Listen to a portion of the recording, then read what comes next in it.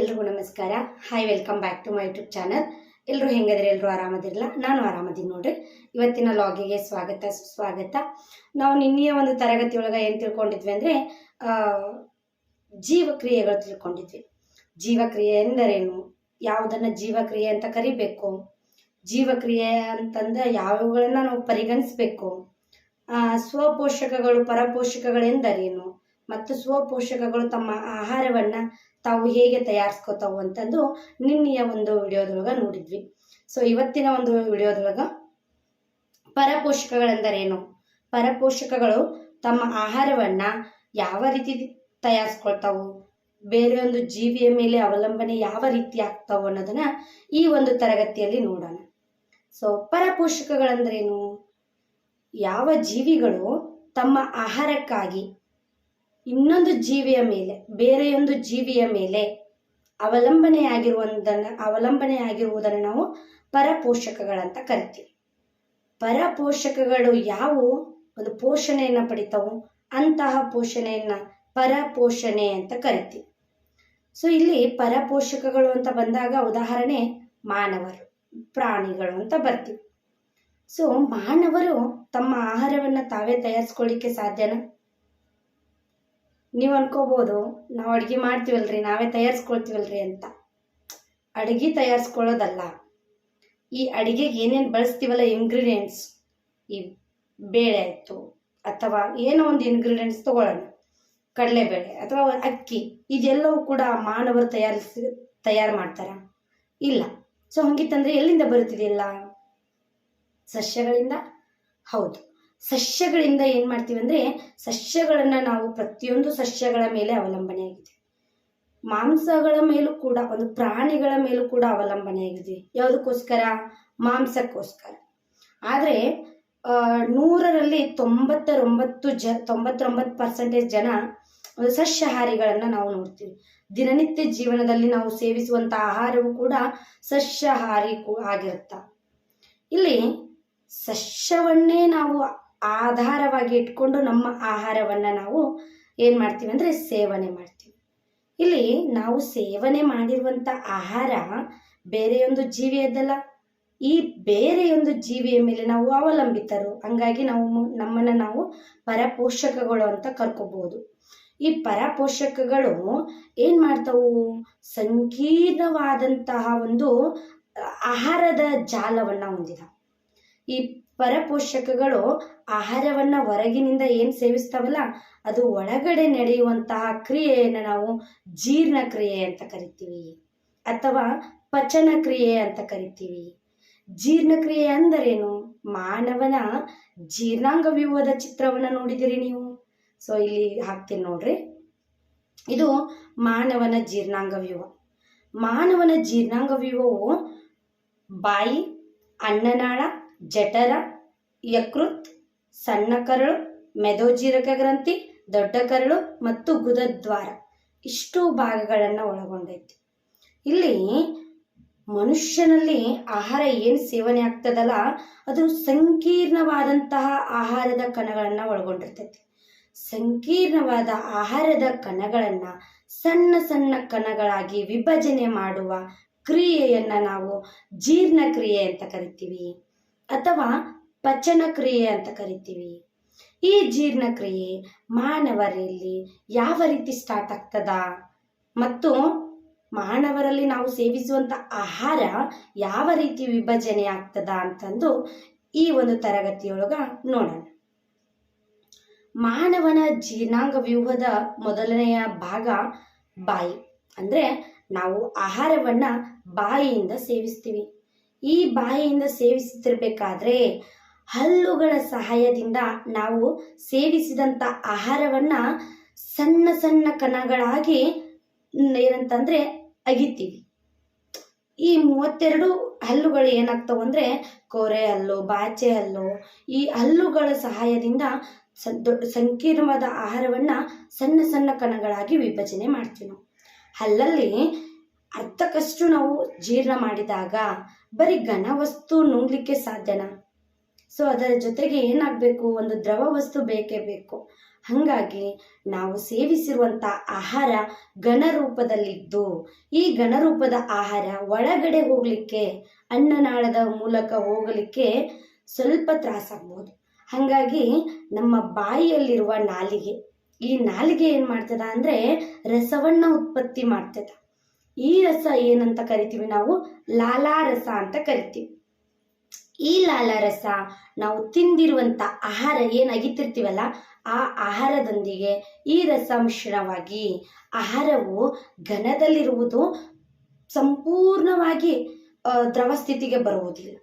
ಅದರ ಒಂದು ಜಲೀಯ ಅಂತ ಏನು ಕರಿತೀವಲ್ಲ, ಗಟ್ಟಿಯಾದ ಪದಾರ್ಥ ಸ್ವಲ್ಪ ಅಳಕಿರುತ್ತಂತೀವಲ್ಲ, ಜಲೀಯ. ಈ ಜಲೀಯ ದ್ರಾವಣಕ್ಕೆ ಬಂದು ಬಾಯಿಯಿಂದ ಅನ್ನನಾಳಕ್ಕೆ ಹೋಗ್ತದ. ಇಲ್ಲಿ ಈ ಲಾಲಾರಸ ಯಾವ ರೀತಿ ಬಿಡುಗಡೆ ಆಯಿತು? ನಾಲಿಗೆಯಲ್ಲಿ ಲಾಲಾರಸ ಉತ್ಪತ್ತಿ ಆಗಬೇಕು ಅಂದರೆ ಮುಖ್ಯವಾಗಿ ಏನು ಕಾರಣ?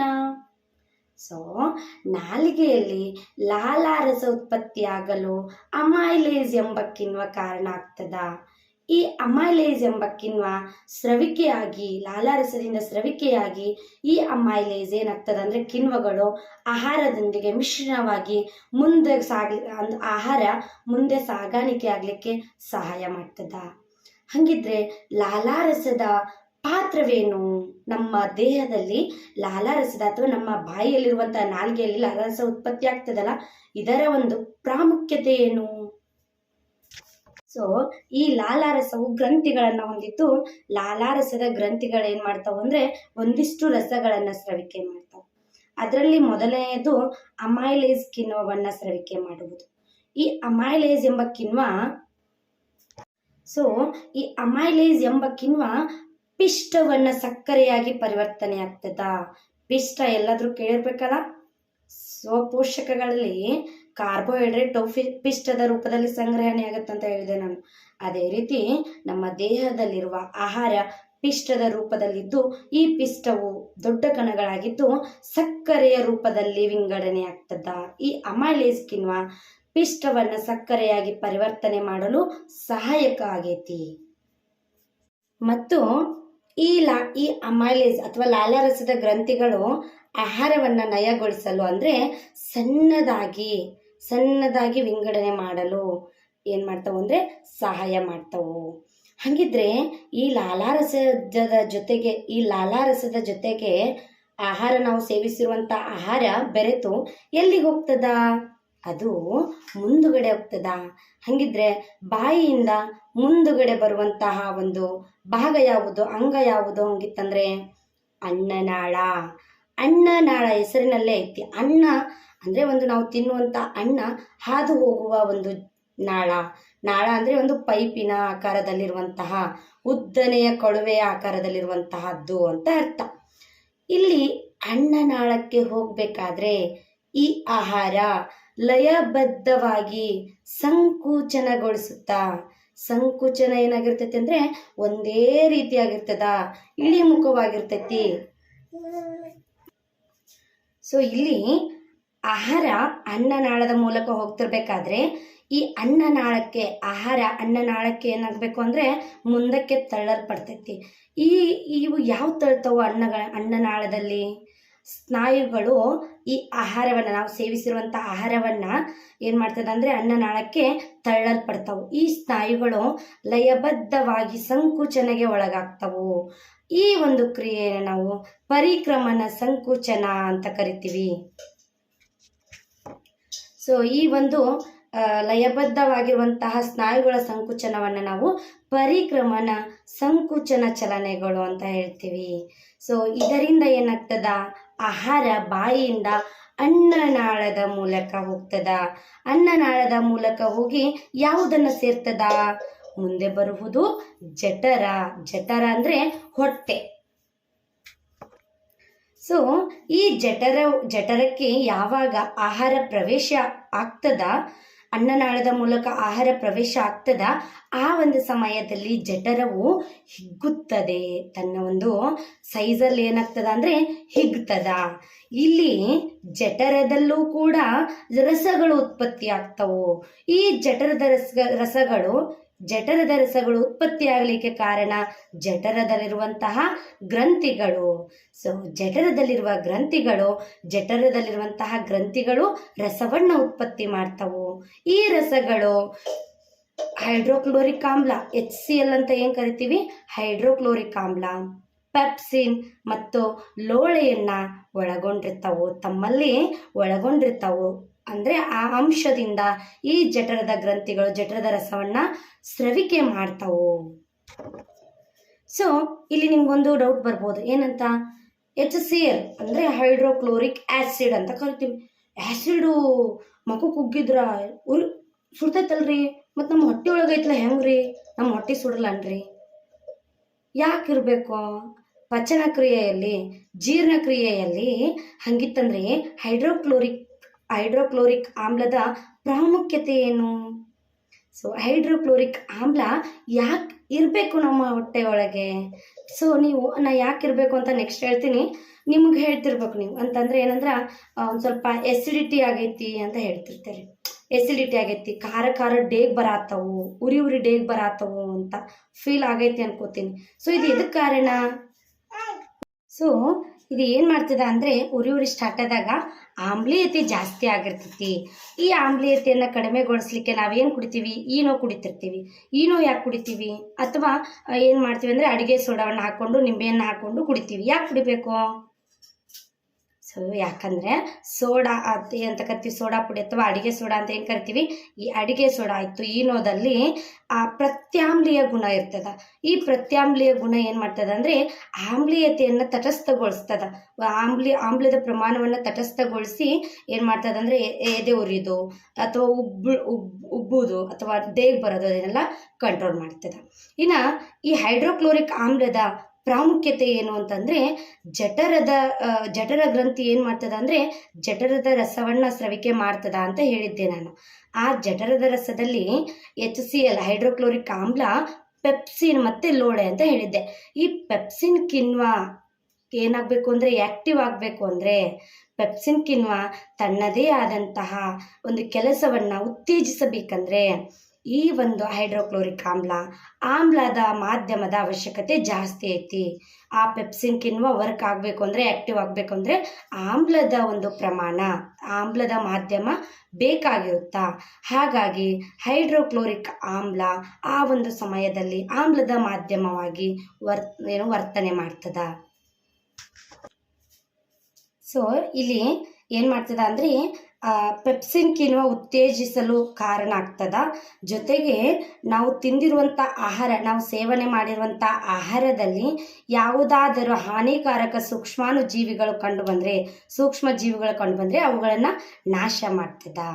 ಸೊ ಇಲ್ಲಿ ಜಠರದ ಗ್ರಂಥಿಗಳು ಮೂರು ರಸಗಳನ್ನು ಉತ್ಪತ್ತಿ ಮಾಡ್ತದ ಅಂತ ಹೇಳಿದೆ. ಅದರಲ್ಲಿ HCl ಹೈಡ್ರೋಕ್ಲೋರಿಕ್ ಆಮ್ಲದ ಕೆಲಸ ಕಾರ್ಯ ನಿಮ್ಗೆ ಗೊತ್ತಾಯ್ತು ಅನ್ಕೋತೀನಿ. ಇನ್ನು ಇಲ್ಲಿ ಪೆಪ್ಸಿನ್ ಏನಾಗ್ತದ ಅಂದ್ರೆ ಆಮ್ಲದ ಮಾಧ್ಯಮದಲ್ಲಿ ಪೆಪ್ಸಿನ್ ಆಕ್ಟಿವ್ ಆಗ್ತದ, ಉತ್ತೇಜನ ಆಗ್ತದ. ಆ ಉತ್ತೇಜನ ಆಗಿ ಪೆಪ್ಸಿನ್ ಏನ್ ಮಾಡ್ತದ ಅಂದ್ರೆ ದೇಹದಲ್ಲಿ ನಾವು ತಿಂದಿರುವಂತ ಆಹಾರದಲ್ಲಿ ಪ್ರೋಟೀನಿನ ಅಂಶಗಳನ್ನ ಜೀರ್ಣ ಮಾಡ್ತದ. ಪ್ರೋಟೀನಿನ ಅಂಶಗಳನ್ನ ಏನ್ ಮಾಡ್ತದ ಅಂದ್ರೆ ಸಣ್ಣ ಕಣಗಳಾಗಿ ವಿಭಜನೆ ಮಾಡ್ತದ, ಜೀರ್ಣ ಮಾಡ್ತದ. ಇನ್ನು ಉಳಿದಿರುವಂತ ಇನ್ನೊಂದು ರಸ ಯಾವುದು? ಲೋಳೆ.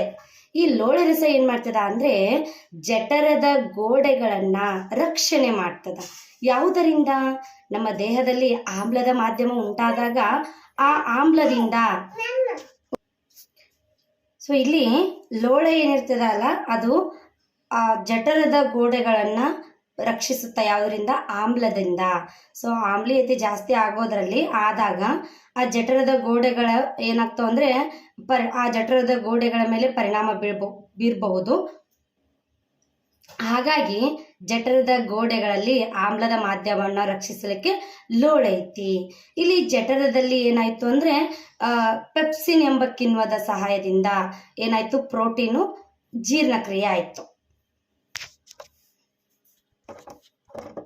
ಸೊ ಇನ್ನ ಜಠರದಿಂದ ಸೀದಾ ಆಹಾರ ಎಲ್ಲಿಗೆ ಹೋಗ್ತದ ಅಂದ್ರೆ ಸಣ್ಣ ಕರಳಿಗೆ ಹೋಗ್ತದ. ಈ ಸಣ್ಣ ಕರಳು ಯಾವ ರೀತಿ ಅಂದ್ರೆ ವಿವಿಧ ಪ್ರಾಣಿಗಳಲ್ಲಿ ವಿವಿಧ ರೀತಿಯಾಗಿರ್ತದ. ಅಂದರೆ ಅದರ ಉದ್ದ ಏನಾಗಿರ್ತೈತಿ ಅಂದರೆ ಆ ಪ್ರಾಣಿಗಳು ತಿನ್ನುವಂಥ ಆಹಾರದ ಮೇಲೆ ಅವಲಂಬನೆಯಾಗಿರ್ತೈತಿ. ಫಾರ್ ಎಕ್ಸಾಂಪಲ್ಲು ಏನು ತಗೊಳ್ಳೋಣ, ಹಸುಗಳನ್ನು ತಗೊಳ್ಳೋಣ, ಪ್ರಾಣಿಗಳನ್ನ ತಗೊಳ್ಳೋಣ. ಪ್ರಾಣಿಗಳು ಏನು ಮಾಡ್ತಾವಂದರೆ ಹುಲ್ಲನ್ನು ತಿಂತಾವೆ, ಹಸಿ ಮೇವನ್ನು ತಿಂತಾವೆ. ಸೊ ಇನ್ನು ಜಠರದಿಂದ ನೇರವಾಗಿ ಸಣ್ಣ ಕರುಳಿಗೆ ಬರ್ತದ. ಈ ಸಣ್ಣ ಕರುಳು ಏನಾಗ್ತದ ಅಂದರೆ ಒಂದೊಂದು ಜೀವಿಗಳಲ್ಲಿ ಒಂದೊಂದು ಥರ ಇರ್ತದ. ಫಾರ್ ಎಕ್ಸಾಂಪಲ್ ನಾನು ಹೇಳಿದೆ ಏನಂತ ಅಂದರೆ ಈಗ ಆಕಳು ಅಥವಾ ಪ್ರಾಣಿಗಳನ್ನ ತಗೊಂಡಾಗ ಪ್ರಾಣಿಗಳು ಹಸಿ ಮೇವನ್ನು ಹುಲ್ಲನ್ನು ತಿಂತಾವು. ಅವುಗಳು ಜೀರ್ಣಕ್ರಿಯೆ ಏನಾಗಿರ್ತೈತಿ, ಬೇರೆ ಆಗಿರ್ತೈತಿ. ಫಾರ್ ಎಕ್ಸಾಂಪಲ್ ಹಸಿ ಮೇವನ್ನು ತಿಂದಾಗ ಅವುಗಳಿಗೆ ಜೀರ್ಣ ಮಾಡುವಂತಹ ಶಕ್ತಿ ಎಲ್ಲಿಂದ ಬರ್ತದ? ಅವುಗಳಲ್ಲಿ ಒಂದು ಹೊಟ್ಟೆಯ ಭಾಗ ಅಂತ ಏನು ಕರಿತೀವಲ್ಲ, ಜಠರದಲ್ಲಿ ಒಂದು ರುಮೆನ್ ಎಂಬ ಒಂದು ದೊಡ್ಡ ಭಾಗ ಇರ್ತದ. ಈ ರುಮೆನ್ ಎಂಬ ಒಂದು ದೊಡ್ಡ ಭಾಗ ಏನು ಮಾಡ್ತದ ಅಂದರೆ ಸೆಲ್ಯುಲೋಸನ್ನು ಹೊಂದಿದ್ದು. ಈ ಸೆಲ್ಯುಲೋಸ್ ಏನು ಮಾಡ್ತದ, ಆ ಮೇವುಗಳು ಏನು ಹಸಿ ಹುಲ್ಲನ್ನು ತಿಂದಿರ್ತೈತಲ್ಲ ಅದು ಜೀರ್ಣ ಆಗಲಿಕ್ಕೆ ಸಹಾಯ ಮಾಡ್ತದ. ಹಾಗಾಗಿ ಅಂತಹ ಪ್ರಾಣಿಗಳಲ್ಲಿ ಸಣ್ಣ ಕರುಳು ಏನಾಗಿರ್ತೈತಿ ಅಂದರೆ ಉದ್ದವಾಗಿರ್ತೈತಿ. ಆದರೆ ಅದೇ ಮಾಂಸಾಹಾರಿ ಪ್ರಾಣಿಗಳಂತ ಬಂದಾಗ ಮಾಂಸವನ್ನು ತಿನ್ನುವಂತಹ ಪ್ರಾಣಿಗಳು, ಫಾರ್ ಎಕ್ಸಾಂಪಲ್ ಮನುಷ್ಯರು.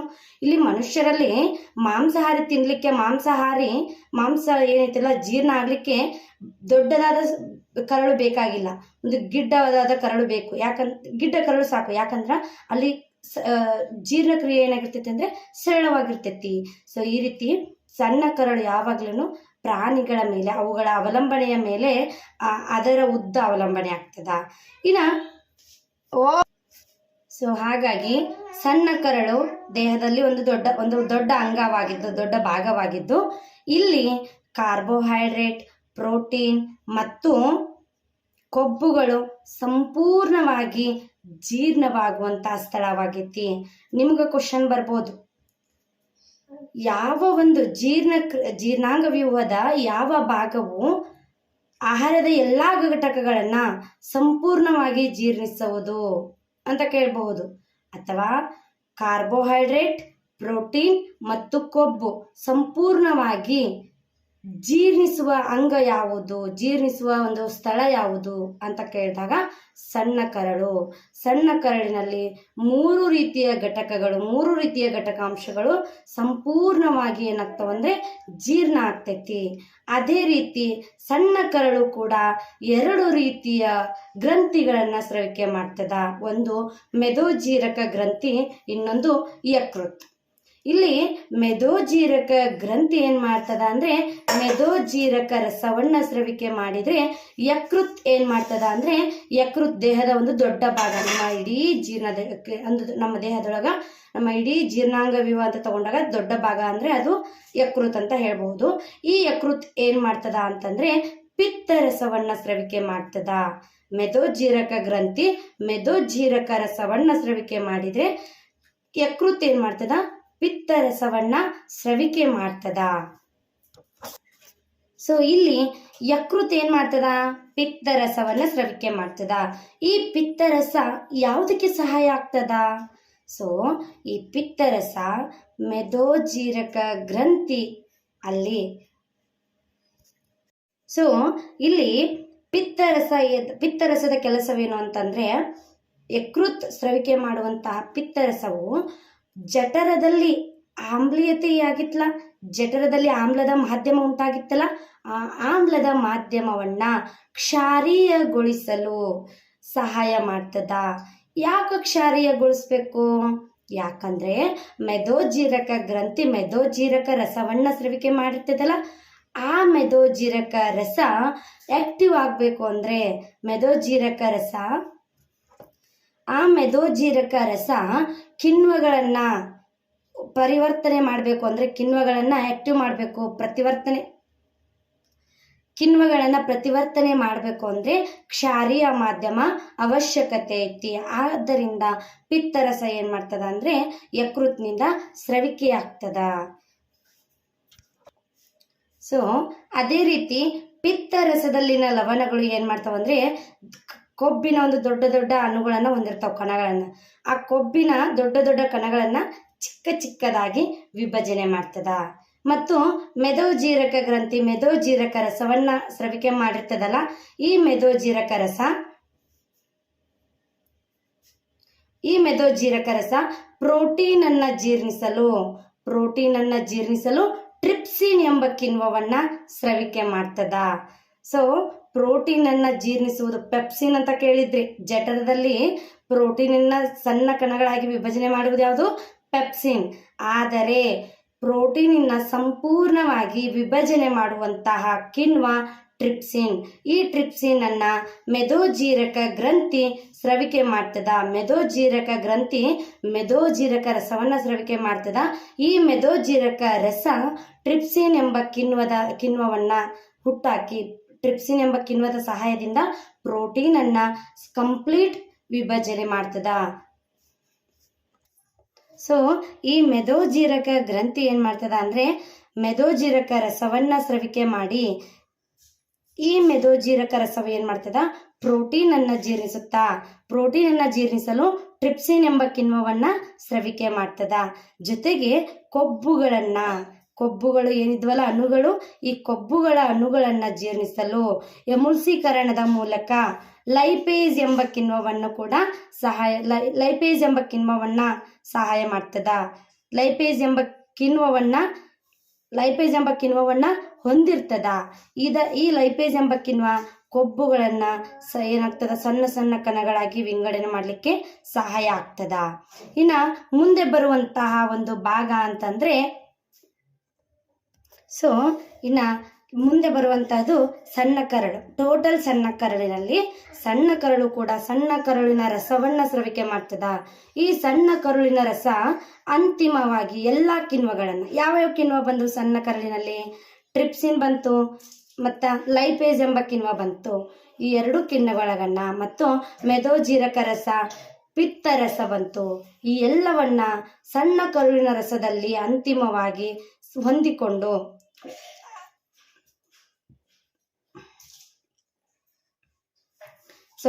ಸಣ್ಣ ಕರುಳು ಒಳಭಿತ್ತಿಯಲ್ಲಿ ಏನ್ ಮಾಡ್ತದ ಅಂದ್ರೆ ಸಣ್ಣ ಕರುಳಿನಲ್ಲಿರುವ ಭಿತ್ತಿಗಳು ಗ್ರಂಥಿಗಳನ್ನು ಒಳಗೊಂಡಿದ್ದು ಈ ಗ್ರಂಥಿಗಳು ರಸವನ್ನ ಸ್ರವಿಕೆ ಮಾಡ್ತದ. ಕರುಳಿನ ರಸವನ್ನ ಸ್ರವಿಕೆ ಮಾಡ್ತೈತಿ.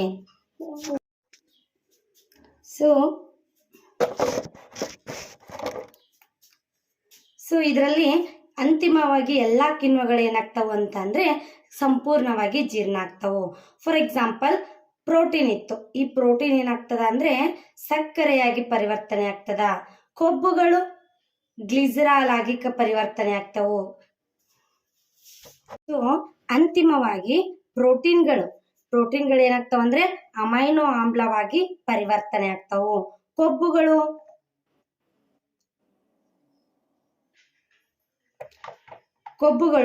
ಕೊಬ್ಬಿನ ಆಮ್ಲ ಮತ್ತು ಗ್ಲಿಸರಾಲ್ ಆಗಿ ಪರಿವರ್ತನೆ ಆಗ್ತಾವು. ಅದರ ಜೊತೆಗೆ ಕಾರ್ಬೋಹೈಡ್ರೇಟ್ಗಳು ಗ್ಲೂಕೋಸ್ ಆಗಿ ಅಂತಿಮವಾಗಿ ಪರಿವರ್ತನೆಯನ್ನ ಹೊಂದುತ್ತಾವು.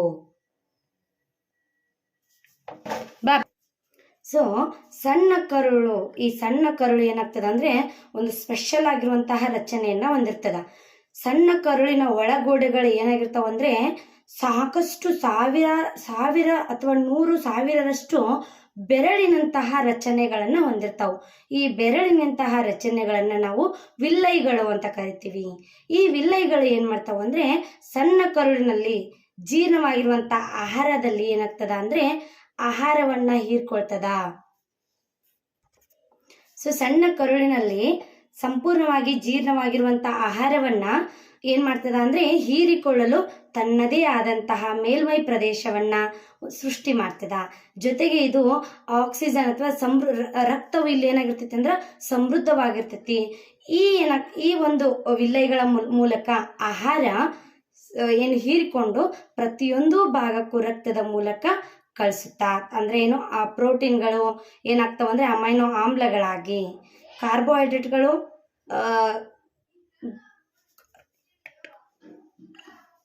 ಕಾರ್ಬೋಹೈಡ್ರೇಟ್ಗಳು ಗ್ಲೂಕೋಸ್ ಆಗಿ ಮತ್ತು ಕೊಬ್ಬುಗಳು ಕೊಬ್ಬಿನ ಆಮ್ಲ ಮತ್ತು ಗ್ಲಿಸರಲ್ ಆಗಿ ಎಲ್ಲವೂ ಕೂಡ ರಕ್ತದಲ್ಲಿ ಏನಾಗ್ತದ ಸೇಕರಣೆಯಾಗಿ ರಕ್ತದ ಮೂಲಕ ಏನಾಗ್ತೈತಿ ಪ್ರತಿಯೊಂದು ಭಾಗಕ್ಕೂ ಹೋಗಿ ಪ್ರತಿಯೊಂದು ಜೀವಕೋಶಕ್ಕೂ ಹೋಗಿ ತಲುಪುತ್ತದ. ಸೊ ಇಲ್ಲಿ ವಿಲ್ಲೈಗಳು ರಕ್ತನಾಳದಿಂದ ಸಮೃದ್ಧವಾಗಿದ್ದು ಈ ಹೀರಿಕೊಂಡ ಆಹಾರವನ್ನ ರಕ್ತದ ಮೂಲಕ ದೇಹದ ಎಲ್ಲಾ ಭಾಗಗಳಿಗೆ ಜೀವಕೋಶಗಳಿಗೂ ಕೂಡ ಕಳಿಸುತ್ತಾ. ಇನ್ನ ನೆಕ್ಸ್ಟ್ ಬರುವಂತಹ ಭಾಗವೇ ದೊಡ್ಡ ಕರಳು. ದೊಡ್ಡ ಕರಳಿನ ಕೆಲಸ ಏನು ಅಂತಂದ್ರೆ ದೊಡ್ಡದಾಗಿರಲ್ಲ, ಸಿಂಪಲ್. ಏನಪ್ಪಾ ಅಂದ್ರೆ ಸಣ್ಣ ಕರಳಿನಲ್ಲಿ ಏನಾಗುತ್ತೆ ಅಂದ್ರೆ ವಿಲ್ಲೈಗಳು ಬೆರಳಿನಂತಹ ರಚನೆಗಳನ್ನು ಏನಂತ ಕರಿತೀವಿ, ವಿಲ್ಲೈಗಳಂತೀವಲ್ಲ, ವಿಲ್ಲೈಗಳು ಆಹಾರವನ್ನ ಹೀರ್ಕೊಳ್ತೈತಿ. ಆಹಾರವನ್ನ ಹೀರಿಕೊಂಡಾಗ ಅಲ್ಲಿ ಆಹಾರದಲ್ಲಿ ನೀರು ಉಳಿದಿರ್ತಲ್ಲ, ಈ ನೀರನ್ನ ಮಾತ್ರ ಹೀರಿಕೊಳ್ಳುವಂತಹ ಕೆಲಸ ದೊಡ್ಡ ಕರಳು ಮಾಡ್ತದ. ಇಲ್ಲಿ ಸಣ್ಣ ಕರುಳಿನ ಮೂಲಕ ಉಳಿದಂತ ಆಹಾರ ಏನಾಗ್ತೈತಿ, ಹೀರಿಕೊಂಡಿರ್ತೈತಲ್ಲ,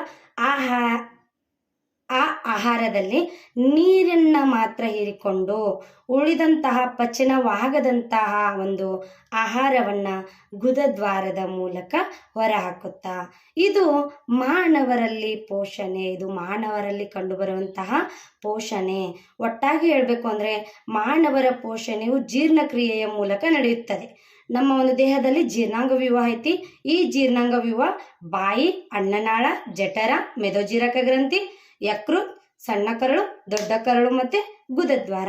ಬಾಯಿಯ ಮೂಲಕ ನಾವು ಆಹಾರವನ್ನ ಸೇವಿಸಿದಾಗ ಹಲ್ಲುಗಳ ಸಹಾಯದಿಂದ ಆಹಾರವನ್ನ ನಾವೇನ್ ಮಾಡ್ತೀವಿ, ಅಗಿತೀವಿ. ಈ ಆಹಾರ ಗಟ್ಟಿಯಾಗಿರ್ತೈತಿ. ಇದು ಏನಾಗ್ಬೇಕು ಅಂದ್ರೆ ನುಂಗ್ಲಿಕ್ಕೆ ಸಾಧ್ಯವಾಗಲ್ಲ. ಜಲೀಯ ದ್ರಾವಣಕ್ಕೆ ಬರ್ಲಿಕ್ಕೆ ನಾವು ನಮ್ಮ ನಾಲಿಗೆ ಏನ್ ಮಾಡ್ತದ ಅಂದ್ರೆ ಲಾಲಾರಸ ಎಂಬ ಒಂದು ರಸವನ್ನ ಉತ್ಪತ್ತಿ ಮಾಡ್ತದ. ಈ ರಸ ಉತ್ಪತ್ತಿ ಆಗ್ಲಿಕ್ಕೆ ಕಾರಣ ಅಮೈಲೇಸ್ ಎಂಬ ಕಿಣ್ವ. ಈ ಅಮೈಲೇಸ್ ಎಂಬ ಕಿಣ್ವ ಲಾಲಾರಸವನ್ನ ಉತ್ಪತ್ತಿ ಮಾಡಿ ಅನ್ನದ ಜೊತೆಗೆ ನಾವೇನ್ ತಿಂದಿರ್ತೀವಲ್ಲ ಆ ಅಗಳಿನ ಜೊತೆಗೆ ಸೇರಿಕೊಂಡು ಮುಂದಕ್ಕೆ ತಳ್ತದ. ಇಲ್ಲಿ ಜಠರ ಮುಂದಕ್ಕೆ ಏನಾಗ್ತದ ಅಂದ್ರೆ ಅನ್ನನಾಳದ ಮೂಲಕ ಮುಂದಕ್ಕೆ ಹೋಗ್ತದ. ಇಲ್ಲಿ ಅನ್ನನಾಳದಿಂದ ಮುಂದಕ್ಕೆ ಹೋಗ್ಬೇಕಾದ್ರೆ ಜಠರಕ್ಕೆ ಹೋಗ್ತದ. ಜಠರದಲ್ಲಿ ಹೋಗ್ಬೇಕು ಅಂದ್ರೆ ಸ್ನಾಯುಗಳು ಲಯಬದ್ಧವಾಗಿ ಸಂಕುಚನಗೊಳಿಸ್ತವು.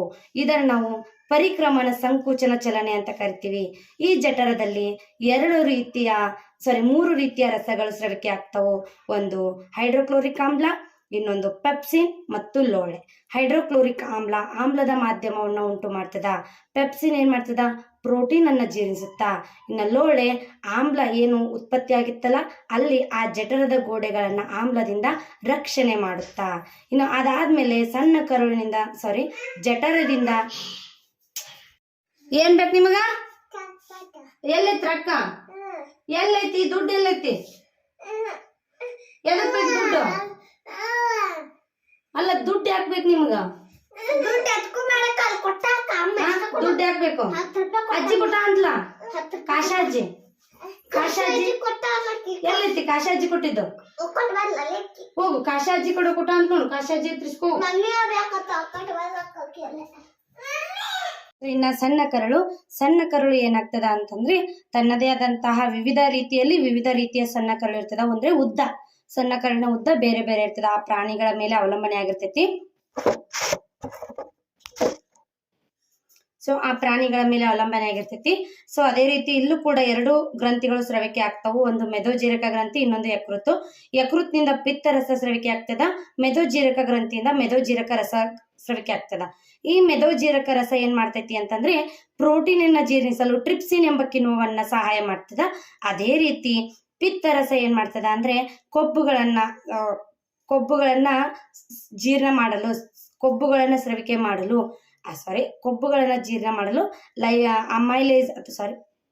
ಕೊಬ್ಬುಗಳನ್ನ ಜೀರ್ಣಗೊಳಿಸಲು ಏನ್ ಮಾಡ್ತದ ಅಂತಂದ್ರೆ ಲೈಪೇಸ್ ಎಂಬ ಕಿಣ್ವವನ್ನ ಸ್ರವಿಕೆ ಮಾಡ್ತದ.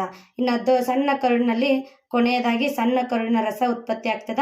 ಈ ರಸದಲ್ಲಿ ಅಂತಿಮವಾಗಿ ಎಲ್ಲಾ ಕಿಣ್ವಗಳು ಸ್ರವಿಕೆ ಆಗಿ ಕಂಪ್ಲೀಟ್ ಪ್ರೋಟೀನ್ ಅಮೈನೋ ಆಮ್ಲವಾಗಿ, ಕಾರ್ಬೋಹೈಡ್ರೇಟ್, ಗ್ಲೂಕೋಸ್ ಆಗಿ, ಹಾಗೂ ಲಾಸ್ಟ್ ಕೊಬ್ಬಿನ ಆಮ್ಲ ಮತ್ತು ಗ್ಲಿಸರಾಲ್ ಆಗಿ ಪರಿವರ್ತನೆ ಆಗ್ತೈತಿ. ಇನ್ನು ಸಣ್ಣ ಕರುಳಿನ ವಿಶೇಷವಾದ ರಚನೆ ಏನಾಗ್ತದೆ, ಸಣ್ಣ ಕರುಳಿನ ಗೋಡೆಗಳು ಬೆರಳಿನಂತಹ ರಚನೆಗಳನ್ನು ಹೊಂದಿರ್ತಾವು.